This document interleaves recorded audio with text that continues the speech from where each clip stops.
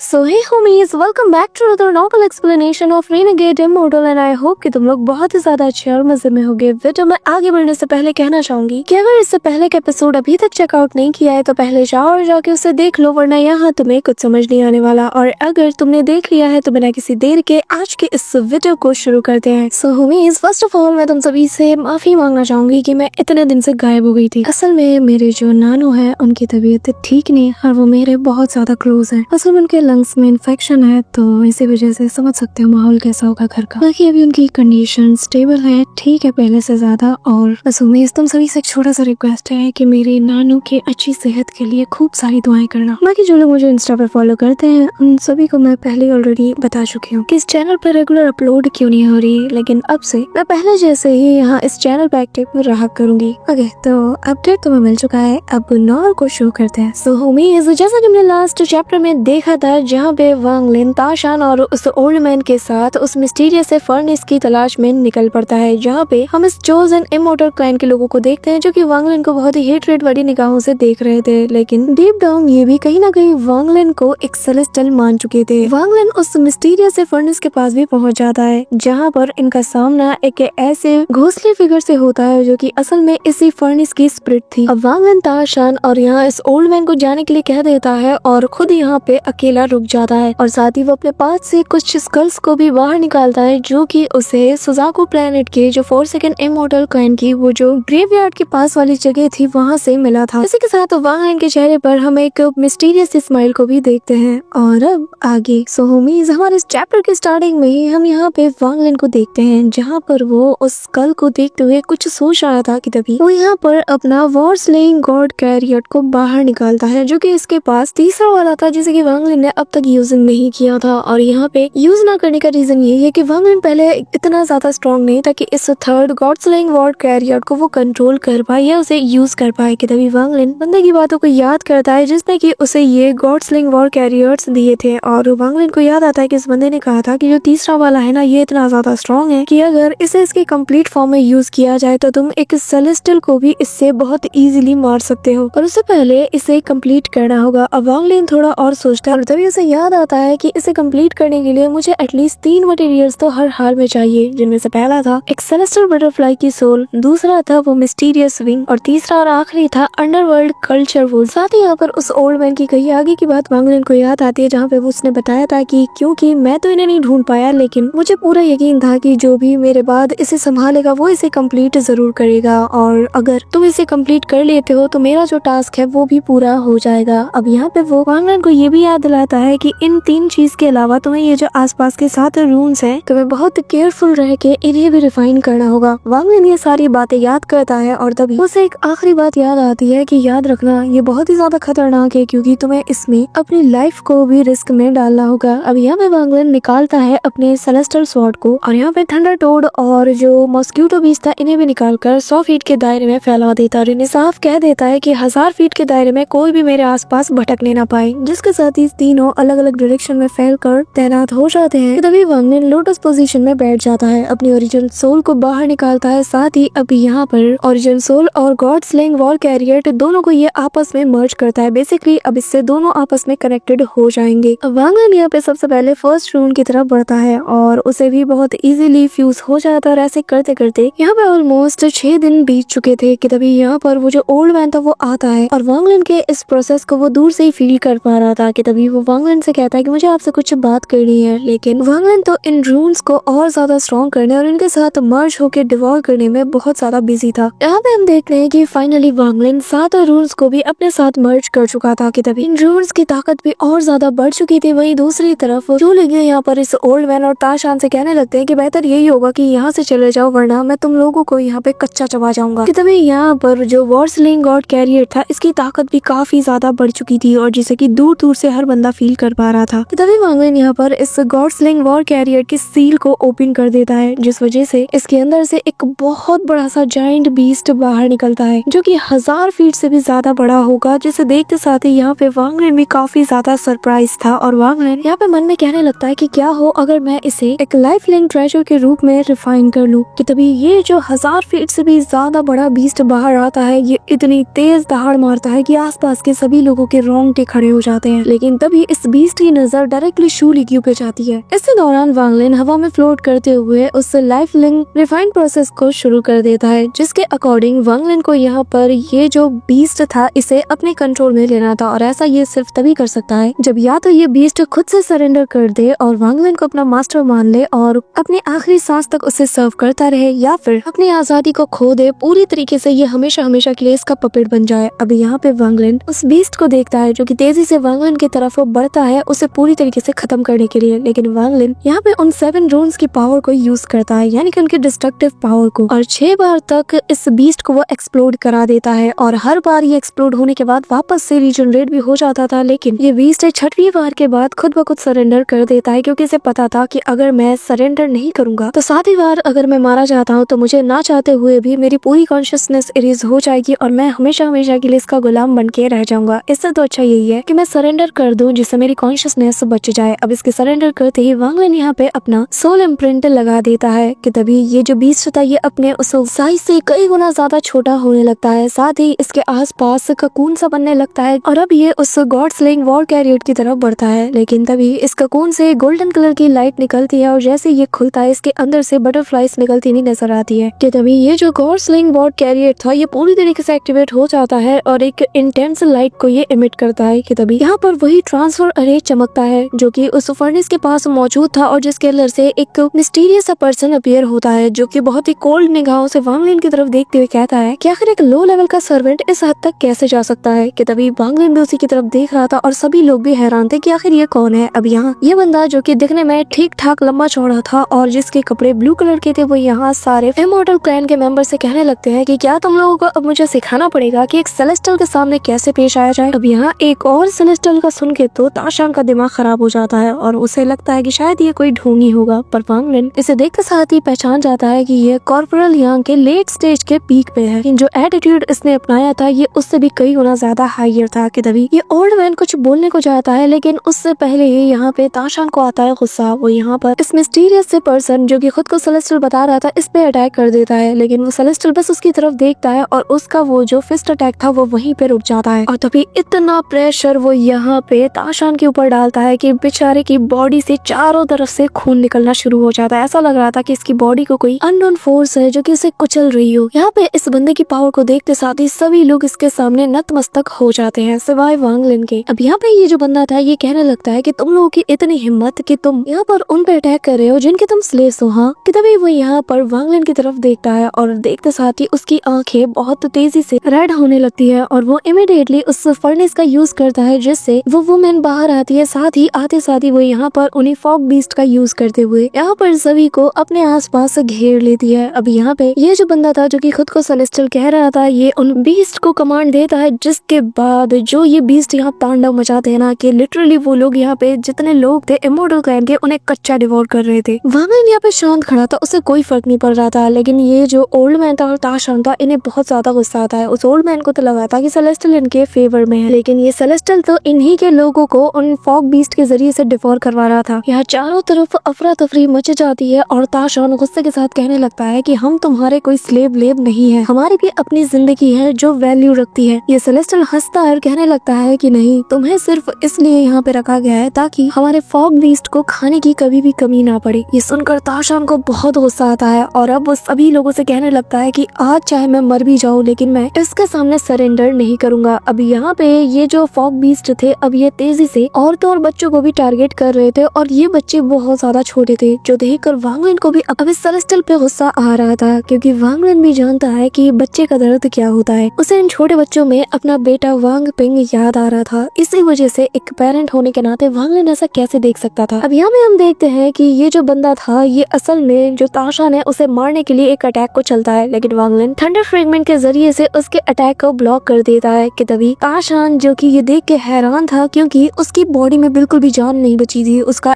पुर्जा यहाँ पे ढीला हो चुका था। वहीं दूसरी तरफ ये जो सेलेस्टियल था ये वांग लिन की तरफ देखकर कहता है कि मुझे लगा था कि तुम समझदार हो और हमारे मामले में दखल नहीं दोगे, लेकिन तुम्हारी कल्टीवेशन और तुम्हारे स्टेटस को देख के ऐसा लग रहा है कि तुम ठीक ठाक घराने से बिलोंग करते हो, तो आखिर ऐसी गलती कैसे कर सकते हो। कि तभी वो वांग लिन की तरफ अटैक करने को जाता है और यहाँ अपने स्पेयर को निकाल के उस पर थ्रो करता है, लेकिन वांग लिन इस फ्रेगमेंट के जरिए से उसके पैर को पूरी तरीके से डिस्ट्रॉय कर देता है। अभी यहाँ पे वांग लिन की ताकत को देखकर ये जो सेलेस्टियल था ये इमीडिएटली उन इमॉर्टल क्लैन को यूज करता है और बेसिकली इनके फोरहेड पर जो ये टैटू लगे थे ये असल में एक तरीके का स्लेव मार्क है। और अब वांग लिन उसे देख रहा था कि वो कुछ हैंड साइन बनाकर सारे के सारे इमॉर्टल क्लैन के मेंबर्स को कहने लगता है कि मेरे ऑर्डर को फॉलो करो और इस लड़के को जान से मार दो। अब ये लोग ना चाहते हुए भी उस स्लेव इम्प्रिंट की वजह से वांग लिन की तरफ टूट पड़ते हैं। अब यहाँ पे हम वांग लिन को देखते हैं जिसे कि इस सेलेस्टियल पे काफी ज्यादा गुस्सा आ रहा था। वो इमीडिएटली बटरफ्लाई की तरफ देखता है जो कि काफी मिस्टीरियस सी एनर्जी को रिलीज कर रही थी कि तभी उसकी नजर वापस से उस सेलेस्टियल पे जाती है जिसकी निगाहें इस वक्त वांग लिन के बजाय उस बटरफ्लाई पे थी। वांग लिन एक दांव खेलता है, वो यहाँ पे इस बटरफ्लाई इस बंदे के सामने यूज करता है और फिर वो जैसे ही इसे रिलीज करता है तो इसके पंख जैसे ही यहाँ पे फ्लैप करते हैं मिस्टीरियस 5 कलर्ड पाउडर बाहर निकलती है जो कि जैसे ही इस बंदे की बॉडी से टकराती है तो ऐसा लग रहा था कि जैसे मानो इसकी बॉडी में किसी ने तेजाब डाल दिया हो, जिस वजह से इसकी बॉडी में से ब्लू कलर की फ्लेम निकलने लगती है और ये फ्लेम बेसिकली इसका ब्लड होता है जो कि आगे चलकर एक बटरफ्लाई का रूप ले लेती है। अब यहाँ पर ये बंदा उल्टे पैर दौड़ने को देखता है लेकिन एट द एंड सेलेस्टियल जो कि उस ट्रांसफॉर्मर की तरफ तेजी से भाग रहा था, साथ ही यहाँ पर वो अपने एक से बढ़कर एक स्पेल्स का भी यूज कर रहा था लेकिन एट द एंड यहाँ पे ये अकेली बटरफ्लाई इसका काम तमाम कर देती है और वो वाइड में ही कहीं पूरी तरीके से डिसअपियर हो जाता है।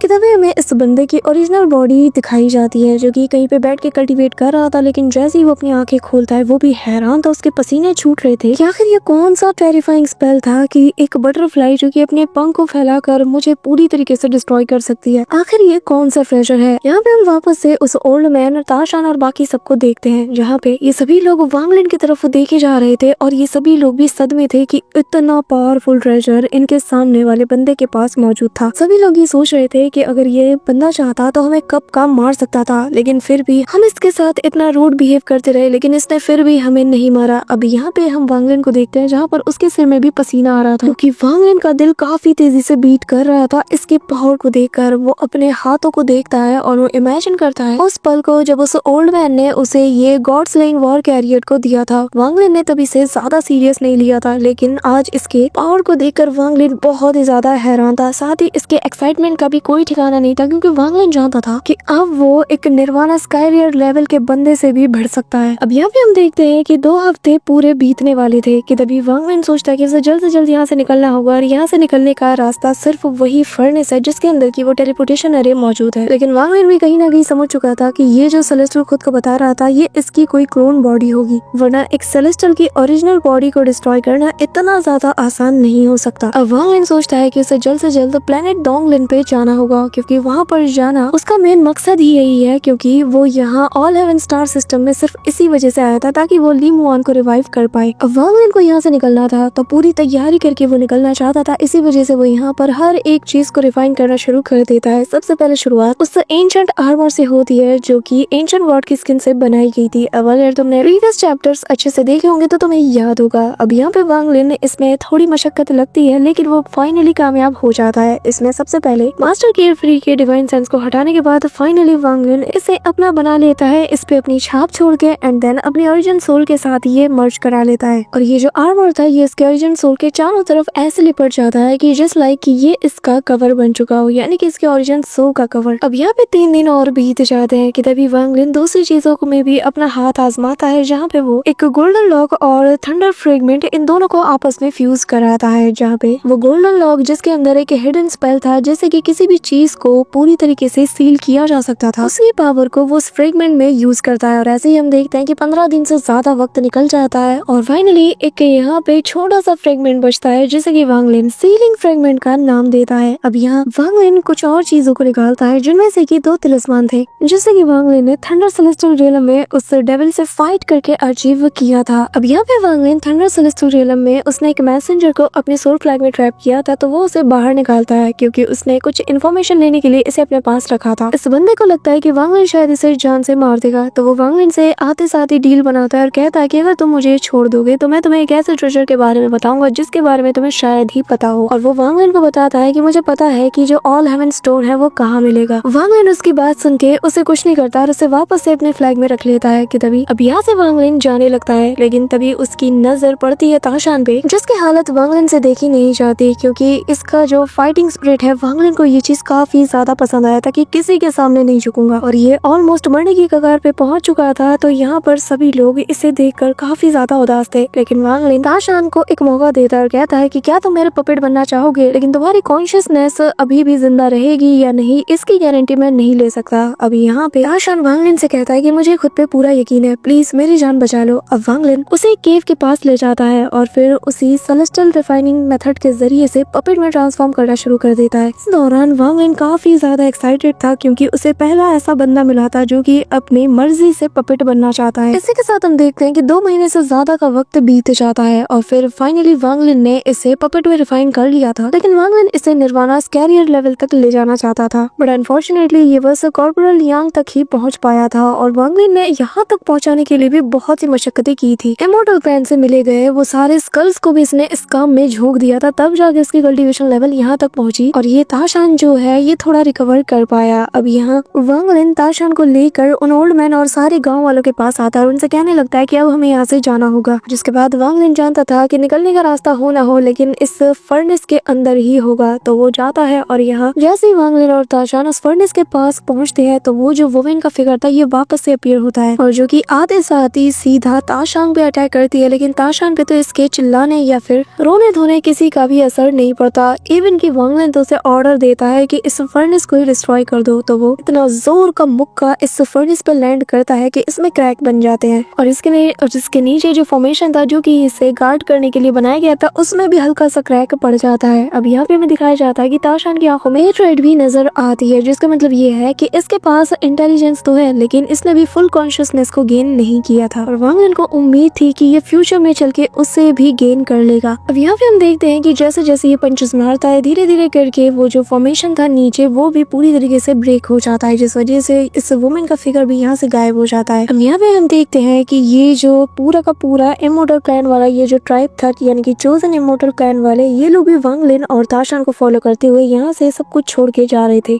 अब यहाँ पे हम देखते हैं कि एक फॉर्मेशन एक्टिवेट हो जाता है। इसी के साथ ही लोग एक ऐसी जगह पे टेलीपोर्ट होते हैं जहाँ पर ऑलरेडी 3 बंदे मौजूद थे। एक बंदा जो कि एक कॉफिन के अंदर मौजूद था और 2 बंदे उसके आसपास मौजूद थे और इनमें से एक बंदा वही था जिसके क्लोन बॉडी को इसने एज अ सेलेस्टियल के तौर पर उन्हें इमॉर्टल और वांग लिन से फाइट करने के लिए भेजा था। और जब वांग लिन की प्रेजेंस को यहाँ महसूस करता है तो वो इमीडिएटली अपने 4 और क्लोन टोटल कुल मिला के 5 क्लोन्स को बना देता है और सीधा इनकी तरफ भेज देता है। अब वांग लिन देख के समझ जाता है कि यानी कि उसका अंदाजा सही था कि पहला वाला भी क्लोन है। यहाँ पे हम देखते हैं कि जो ताशान है और शूली क्यू ये सभी फाइटिंग मोड में आ जाते हैं, लेकिन वांग लिन इमीडिएटली यहाँ पर अपने बीस्ट बोन टैटू का यूज करता है और जैसे ही उसके हाथ में वो जो बीस्ट बोन टैटू ग्लो करता है और वांग लिन एक्टिवेट करता है तो उस जायंट से स्कल को देखते साथ ही ये सारे क्लोन वहीं के फ्रीज हो जाते हैं। यहाँ तक ये जो ओरिजिनल बॉडी थी वो भी हैरानी के साथ देखते हुए कहने लगता है कि ये तो हमारे मास्टर का विदर डाव पैर है, आखिर ये चीज इसके पास से कैसे आई। अब यहाँ पे हम देखते हैं कि वांग लिन इमीडिएटली इन ओरिजिनल सोल्स को पत्थर का बनाना शुरू कर देता है उस स्कल के जरिए से, लेकिन ये चारों यहाँ से 9-2-11 होने लगते हैं कि तभी वांग लिन उनमें से एक को पकड़ लेता है और फिर इमीडिएटली वांग लिन के मुंह से वही स्टैम्प बाहर आता है जिसे कि वांग लिन ने थंडर सेलेस्टियल रियलम से मिले उस फ्रेगमेंट और गोल्डन क्लॉक के फ्यूजन से बनाया था। यहाँ पर वांग लिन इसकी ओरिजिन एनर्जी तक को भी नहीं छोड़ता, उसे भी अपने पास रख लेता है। लेकिन तभी यहाँ पे एक क्लोन क्या करता है कि वो यहाँ पे वांग लिन के करीब आकर खुद को सेल्फ डिस्ट्रक्ट करना शुरू कर देता है। वांग लिन